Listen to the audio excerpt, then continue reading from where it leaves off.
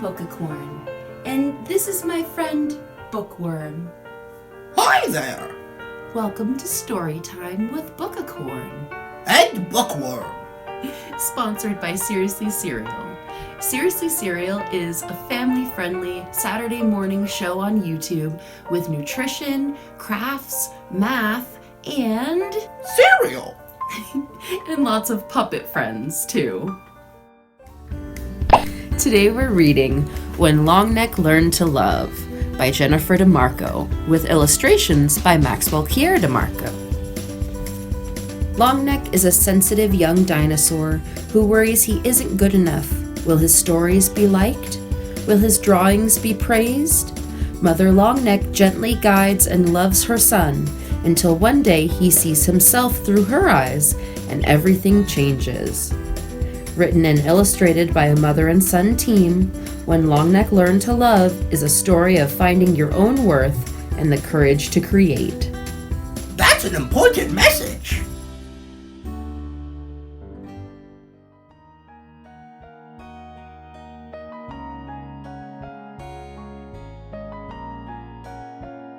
Longneck stretched his long neck out on a warm stone and sighed a deep, slow sigh. "What's wrong, son?" his mother asked carefully, because growing longnecks can be very sensitive. "I want to tell a story," Longneck confessed, "but I'm afraid it won't be good enough." "Good enough to what?" his mother asked. "Good enough to tell." Longneck sighed again. "All stories are good enough to tell," his mother smiled. "If your heart says, tell the story, then listen to your heart." But Longneck only closed his eyes and let the sun lull him to sleep. The next day it rained, and Longneck stood in the wet sand and pebbles at the edge of the lake and sighed. Growing longnecks sigh a lot. "What is it, son?" his mother asked when she came to the lake for a drink. "I want to draw a picture in the wet sand." Longneck looked down at the shore and shuffled his feet. "But I don't think it will be good enough." "Good enough for what?" his mother wondered. "Good enough for people to compliment and praise," Longneck explained. "I don't think compliments make a picture good," his mother offered. "Art is subjective." Longneck was confused. What does subjective mean? "It means everyone has their own opinion, and no one opinion is right or wrong." And his mother stepped away to find some leaves to eat high up in the trees. About a week went by, and once again Longneck was sighing. This time he lay on his back with his feet in the air and the moonlight and stars shining down on his belly. His mother walked by on her way to chorus club with the other Longneck parents, but she paused and asked, "What's keeping you up so late, my son? Why aren't you dreaming of leaves and fresh water and the cool wind on your face?" "I can't dream of those things," Longneck said with a sigh, because sighs are a big part of the language of growing longnecks. "I'm too busy worrying that I'll never have an idea as bright as the moon or as vast as the stars.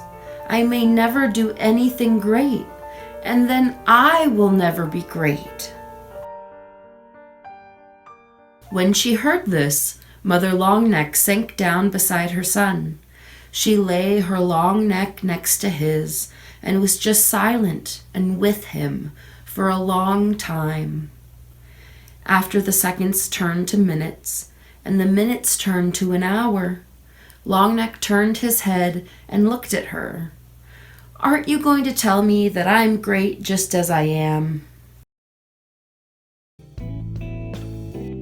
Mother Longneck smiled softly, as most Mother Longnecks do, and said, "My beloved boy, to me you have been great since you drew your first breath.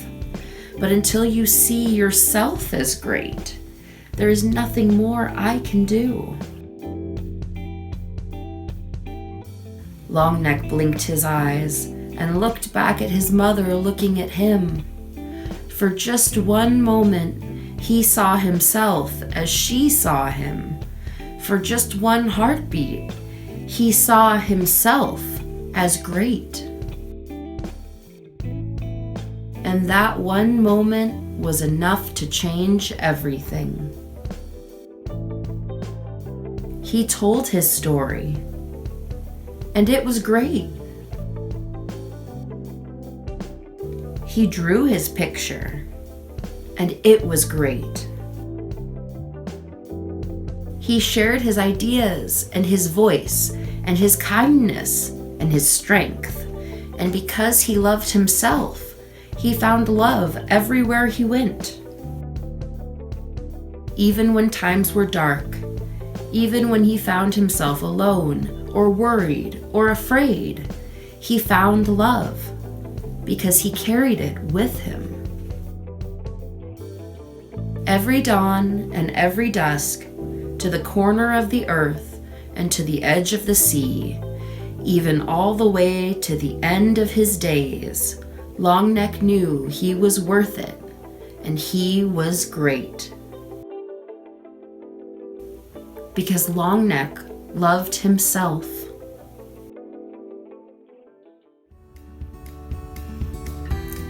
You know, I know that this story is meant for kiddos, but I have to say I really like it because I also worry about sometimes that I'm not good enough or that the things that I create aren't very good.